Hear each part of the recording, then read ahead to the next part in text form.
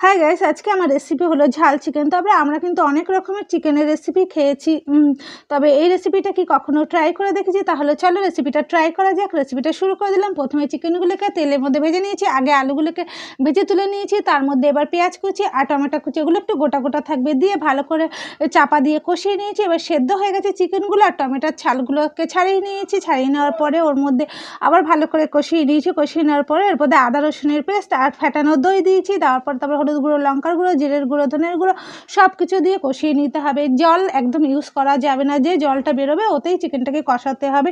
তারপরে একটু কষানো হয়ে গেলে আলুগুলোকে দিয়ে দিয়েছি, দিয়ে চাপা দিয়ে কষিয়ে নিয়েছি। দেখো রেডি হয়ে গেছে ঝাল চিকেন। রেসিপিটা যদি ভালো লেগে থাকে তাহলে লাইক, শেয়ার, কমেন্ট অবশ্যই। যারা চ্যানেলটাকে এখনও ফলো করেনি প্লিজ ফলো করে দিও।